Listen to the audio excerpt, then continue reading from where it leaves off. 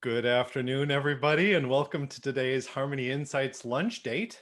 My name, as you know by now, hopefully, is Erich Kurschat. I'm the owner of Harmony Insights LLC, a company that allows me to work with organizations and consultants using the DISC personality assessment, much of which is done online from the assessing itself, straight through to the conversation that we're having with our teams on how they can connect more meaningfully and productively with one another and their respective audiences. That's all at harmonyinsights.com. I'm also the founder of HR Hot Seat, which is an inclusive mastermind community of, as we say, real HR pros solving real HR problems.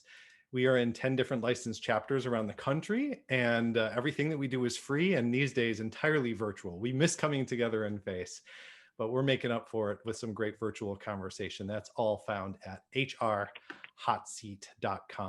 What you are here for today is a series that I started in April.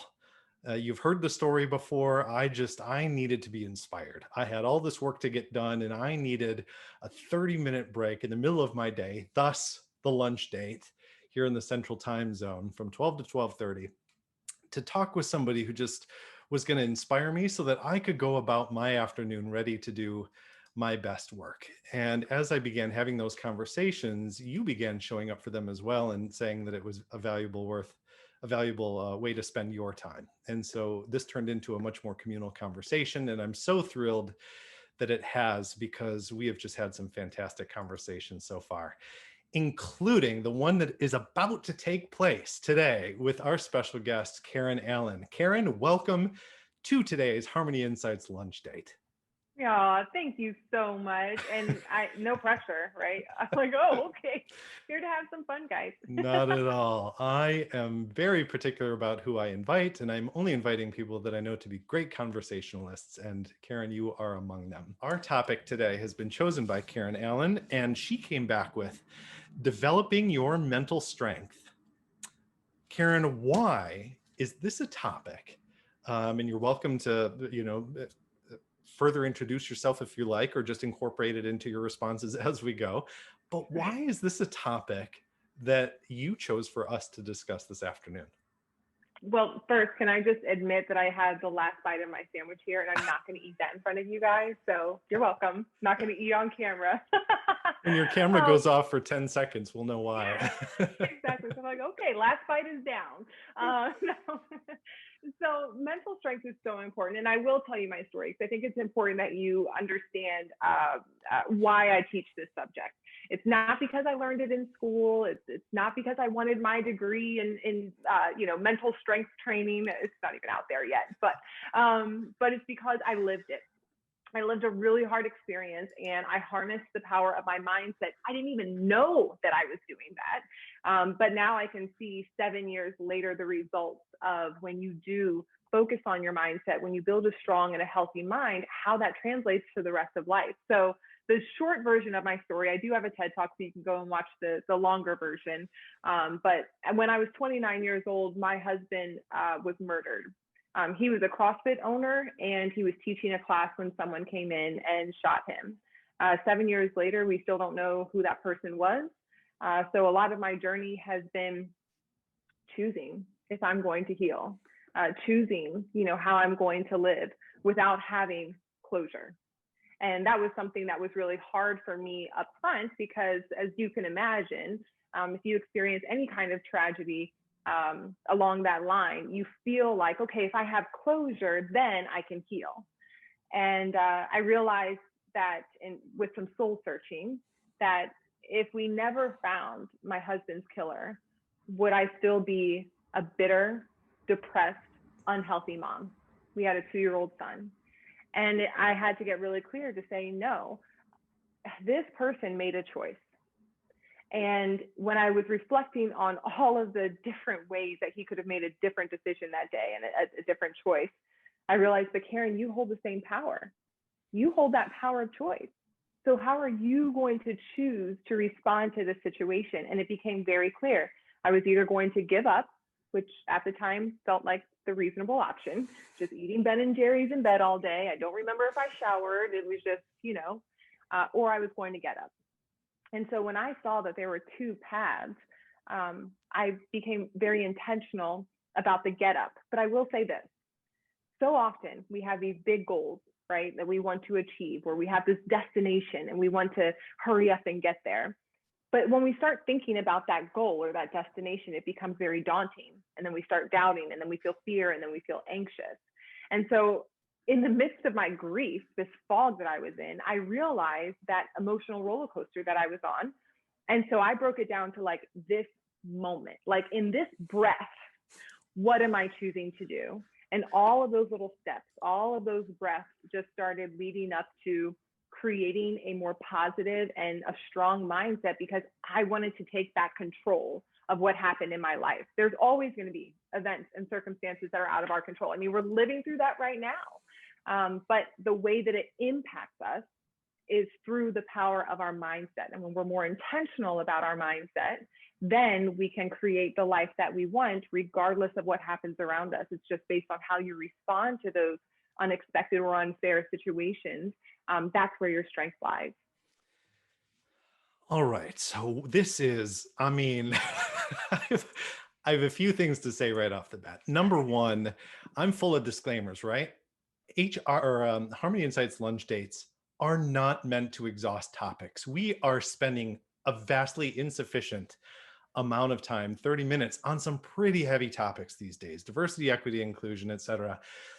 With the way you frame this, it is clear to me that we could spend all afternoon and still not even scratch the surface of what you're bringing, the story that you're bringing. So I just want to put that out there, that I almost feel like I'm doing you a disservice, but it's important to me that we have this bundled conversation to inspire people to learn more about what we're going to discuss today, learn more about you, certainly. Number two, I want to say, I used to just sort of like, I used to hear people say, you never know what folks are going through. You're passing people on the street, and everybody, I forget, someone's put it so much more eloquently than me, but everybody's going through something that you'll never know about, that you don't understand, and if you and I were to pass on the street, and actually you and I met through the association forum, you were interviewing me, we were talking about effective communication because you were very, very much involved with that event. And I thought, I really like talking to this person. I'm going to do a little more research, see what she does, see what she's up to. And I stumbled upon your TEDx. I think it was TEDx Orlando.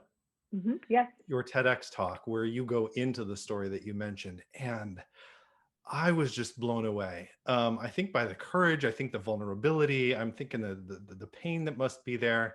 But immediately I started to think in terms of lessons learned, like what could possibly come out of this, and how could you possibly ever get to a place where you can talk about it as something that you've grown from and that you've learned from.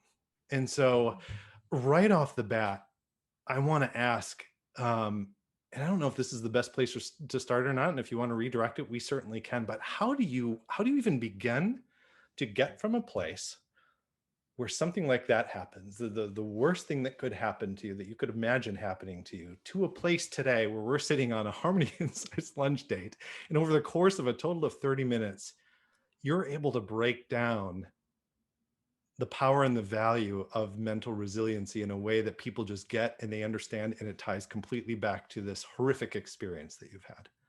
Yeah, well, it would definitely take longer than 30 minutes to tell you how I got here, but I will tell you a pivotal moment. And I think that we all need to reflect on this. It was really about choosing, who am I going to be when I get on the other side? That moment came when my son came into my room, and I'd been laying in bed for days, and he said, "Mommy, are you going to get up today? Are you going to eat?" And I realized very clearly I had two choices: to give up or get up. But the reason why I wanted to get up was not because I felt like it. Not at all. I did not feel like it. I had empty Ben and Jerry. People think I'm joking. I had empty Ben and Jerry's cartons around me in bed.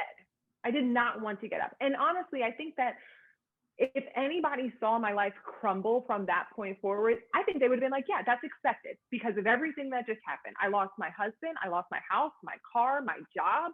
It was a year from hell. I hope I can say that on here, but it was horrible. So there were times when people would say, "Oh my gosh, you're so strong." And I took offense to that. I was like, you have no idea what I'm going through in my mind. On my way here, I wanted to run my car through a house. Like, I feel like I am breaking down, but all you can see is that I'm holding it together. And so what I realized is that when that moment, when my son came in and when he asked me, I thought to myself, I'm not going to let him lose both parents. I will fight and I will be so determined that he will not lose both parents. And that's what fueled me. What he was my North Star. And we all have a North Star, right? It may be your family. It may be a dream that is just like pulling at you. And you're like, I have to do this. Whatever that is, once you are clear on that, if you can break it down to the moment that I'm in, I'm all about mindful living. So if you can break it down to the moment that you're in and just build moment to moment and just take a step, then that's how you get to this point. Because you find intentionality in even the smallest moments.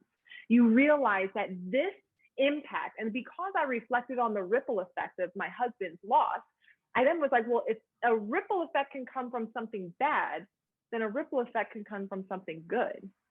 And so as I noticed that, I thought, well, okay, I get to choose how I show up in this situation because I know it will create a ripple effect of good. So every moment I became even more mindful. And I will say this, that does not mean that when I felt those negative or those heavy emotions that I suppressed them. So I was like, oh, I don't want to go there. Not at all. Because what I realized was that I'm not going to be able to heal if I don't learn how to feel these emotions. So if I can't even sit with these emotions, if I feel like I have to suppress them, eventually they're going to manifest themselves in unhealthy ways. It's going to be me flipping out on my kid. It's going to be me drinking too much or making a bad decision or not being present with relationships that matter, doing a horrible job in work and not being productive because I'm trying so hard to not feel. That's unrealistic. So when I would feel these heavy emotions, instead of suppressing them, I would lay on the ground, or I would go in my car and I would cry, or I would just lay in bed and I would just feel sorry for myself. And I would just feel mad and I would feel angry and I would let it just wash over me. And it's kind of like, I described it one time. It's kind of like if you have a heavy washcloth, like it's filled with water, it feels really, really heavy, right? But then when you wring it out, it feels lighter. So I kind of felt like, okay, I believe in my mind, the story was, I can't face these emotions. I can't go there. I can't break down. I can't fall apart because if I do, no one will be there to catch me. That was the story I was telling myself, and it wasn't true. So I changed the story to say, okay, and this is before I was had the courage to be vulnerable, because it does take courage to be vulnerable. So I was still very much doing this on my own, but I would say, okay, instead of me trying to not go there because I think that this painful emotion is going to dominate me, let me just go there. Let me just see what happens. And I would just cry it out. I'd be angry, whatever it looked like. And I realized that every time I faced it, I became stronger. So what I thought had power over me, I really had power over it once I let it run its course. So it was like these little breakthroughs that helped me to be more conscious about what I was dwelling on in my mind, how I was engaging with these difficult emotions. And at the end of the day, my why, we all know that famous Simon Sinek talk, right? My why, my son, was my North Star as I was navigating through all of that mess. It's appropriate that you came back to that, because that was a note that I made while you were talking, is that Simon Sinek would say that your son is your why, and that sort of gave you then something to focus on that wasn't Ben and Jerry's, although perfectly understandable. Even in the best of times, Ben and Jerry's is a good idea. You can celebrate or commiserate with Ben and Jerry. That your son became your North Star, as you put it, but also your why, which leads me then to I want to have your story be sort of the framework for our conversation. The second half of it that we go into now, we have a number of people joining us who are HR professionals. We have leaders at different levels of the organization. We have folks in job transition. We have people who are honestly just trying to figure out what the heck is going on now and how they fit in to the world. One of the questions I ask anytime anybody registers for almost anything that I do is, what is your greatest need right now? I can't think of a better way for me to understand how to better serve people. And a lot of the lunch dates have come out of how people have answered that question in the past. And one of the people on our call today, I said, what is your greatest need? And their response, in I think maybe even capital letters, maybe not, was, I'm not even sure.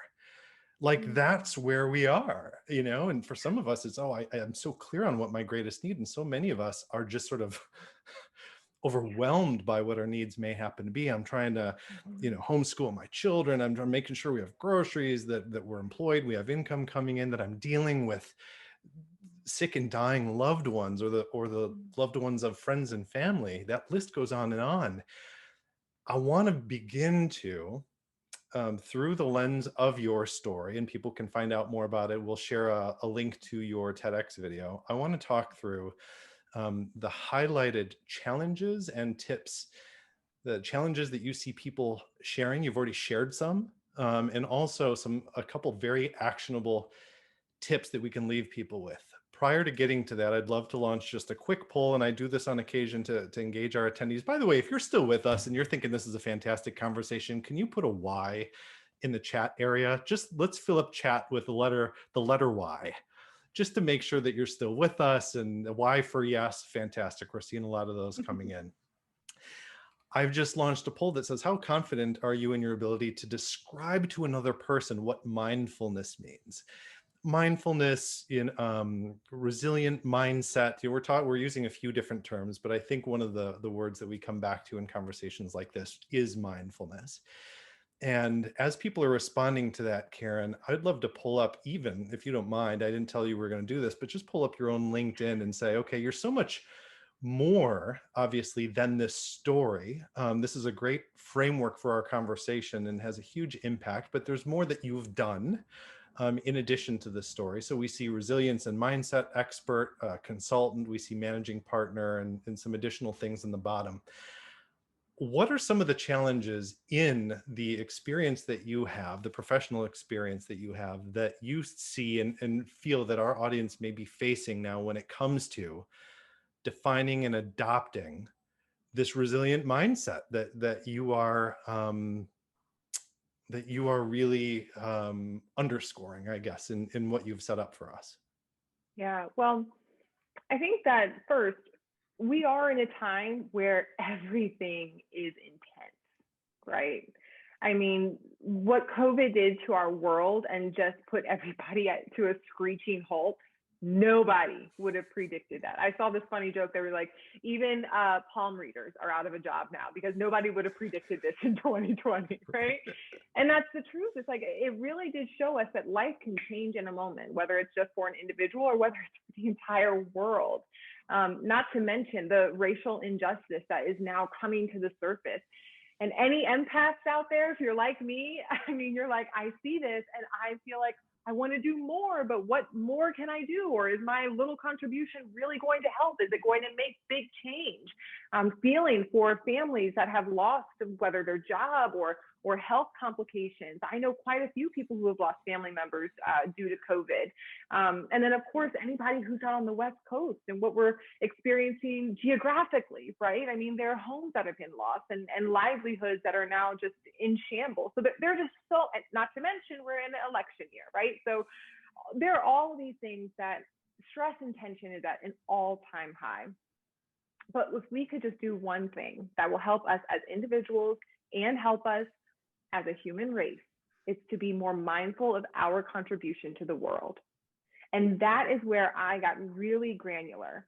I thought about, okay, and I'll give you a couple of examples. Here's one, it's a parenting example.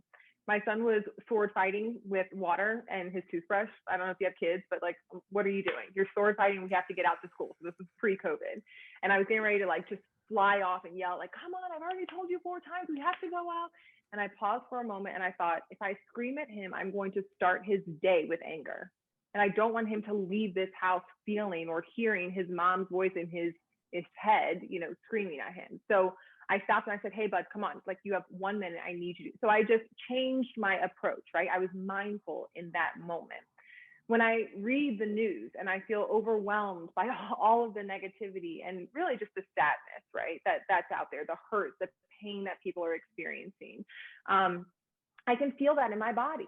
I can feel my heart getting tight. I can feel my mind like feeling confused, like I'm in a fog. And so I have to stop for a moment. And I realize that instead of me going down a rabbit hole, I'm going to take a break for a little bit. And for me, I pray, and I just pray through that for anybody who's in need. And then in business, here's another example of when I have all of these great ideas and all of these goals, and I want all these things to be done. And I feel like this dream is too big, and I don't know if I'm going to be able to do it. And then imposter syndrome sets in, and then I'm doubting myself. And I mean, so welcome to a negative loop, right? And so then I stop for a moment and I think, okay, but what do I need to do today? Like, what's my action right now? What's my action in this moment? So regardless if you're thinking about something personal, professional, or global, when you think about what is my impact in this moment, then that is what creates a ripple effect.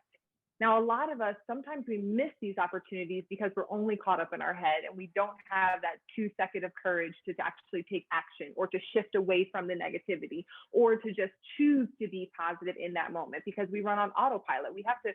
We're hardwired for worry and fear and doubt. We are hardwired for that 30, 40, 50 years or more, right? We have been living down this path. We have to hardwire ourselves to be more mindful. And we have to do it to be more positive, to have more confidence, to take action. And so what I realized is the more that I would do that in little moments in life, it actually helped me show up in the big moments too. So where you think that, oh, I'm just going to practice this as a professional, or I'm just going to practice this as a parent. No, if you practice it in every single moment, then you are changing the chemicals in your brain. You're changing the structure of your brain. You're changing the function of your brain. And not for you to have this big lofty goal, like I have to be perfectly positive all the time. I just told you, I'm not positive all the time. I am sad. I am angry. I feel all of that. But then I choose my actions and my words that will create the ripple effect in the world. So hopefully that helps. Oh, that's fantastic. And I think there's a lot of intentionality behind it, but I think you close by what I was thinking is that it sounds like you have to have a certain amount of grace for yourself, that you're not always going to get it right. And there are going to be times where you intend not to, holler at your child for running around with swords. Is that what you said? Swords? He was using his toothbrush and sword fighting with the water. He's supposed to be brushing his teeth. Okay, gotcha. I was concerned for a minute there. Okay, no actual swords. We're talking about a toothbrush, and that's your intention, but then you fall short somehow. And then to say, you know what, that's okay. Like I'm not always going to hit the mark, but if I'm being intentional, I'm being more mindful, aware, I guess, a certain awareness, a sensitivity, observation. I'm trying to think of other words that might be tied in with mindfulness, that it's a journey. I don't know if you've noticed, Karen, but in the chat, by the way, people are just are so inspired by what you're saying. A lot of people are talking about the benefit of a regular gratitude practice. Yes. Keeping a journal, recognizing, observing the things. And my wife is doing this as well, so I've joined her in it. Recognizing the things in your day that you are grateful for, because it's so easy to be consumed by the things that social media and the news want us to be consumed by. Do you have a practice, a gratitude practice of any particular sort?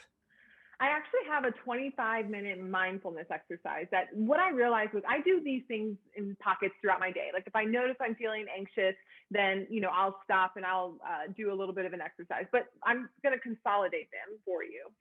So the first thing is because all of these practices will activate the CEO of your brain, which is your prefrontal cortex. The more you engage your prefrontal cortex, the more you are changing the hardwiring from being positive from being negative or pessimistic or worrisome. You're changing that, right? So you have to engage your prefrontal cortex often so that you can change the grooves in your brain, the connections in your brain. So here are 5 exercises that I do, and that's how they equal 25 minutes. So the first exercise is just being still. You know how hard that is for some people? It is. It's hard for me. It's hard for me. But when I realize I'm feeling anxious, I'll just be still. And here's the exercise that I saw online that I love is when you inhale, you run your finger up. And then when you exhale, you run your finger down. Inhale up, exhale down, inhale up. And you just keep doing that. I actually did that with my niece and nephew the other day. And my nephew was like, huh. So he's all into it. It's funny as an 8-year-old. But in the first 5 minutes of just being still, your mind may wander. That's okay. Gently bring it back to being present. I will tell myself in the first 5 minutes, it's okay to be right here. It's okay to be still. It's okay to be present. And just focus on my breathing, my lungs, just letting your thoughts float by. That's all that is. So that's the first 5 minutes. The second 5 minutes is stretching. Is anybody else sitting a lot? Maybe not getting out as much, but just putting your timer on and doing a 5-minute stretch if you go side to side, if you want to bend down, whatever that is, that helps to move all of the tension that's being built up in our muscles. And if we are not intentional about moving it out, that sedentary is just going to hurt us, right? So 5 minutes of stretching. If you want to be more ambitious, you want to do some squats in there. If you want to actually go for a walk, then you can, but I just do 5 minutes of stretching. The next 5 minutes is gratitude. Now, sometimes people will say, and this is real, like, oh, I don't know. I don't have anything to be grateful for. It's been a really, really hard day. Okay, look around the room. Just look around the room that you're sitting in. Yeah. And you can be grateful for everything that's in there. When I was in the thick of my grief and right after my husband died, I couldn't fall asleep. It was very hard for me to fall asleep. So as I was laying in bed, I would say, thank you for this pillow. Thank you for clean sheets. I mean, you can get as basic as that if you need to, right? So the third 5 minutes is gratitude. The fourth 5 minutes is affirmation, because we have to build ourselves up. It is hard, and the world will tell us who we are if we don't tell ourselves who we are. So I have to remind myself, I am a student of life. I love learning. I love engaging. I love making an impact on people.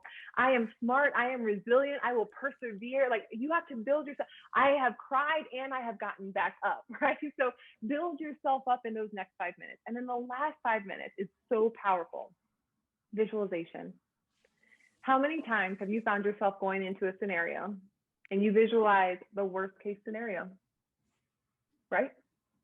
What they're going to say, what they're going to do. I'm not going to make this. I'm not going to hit my goals. What if they don't like me? What if I don't do, right? And we just start beating. Okay, whatever's top of mind in that moment, instead of visualizing the worst case scenario, visualize the best case scenario. Rewire your brain. Show yourself that that is possible. And again, right before I would fall asleep, after I would say thank you for all of the things that I could think about, I would then visualize myself giving a powerful keynote. I would visualize myself being happy, playing with my son by myself and being okay with that. I would visualize myself, going on a safari in Africa. I cannot wait to travel, guys. That's the first thing I'm going to do when COVID is over. I miss traveling.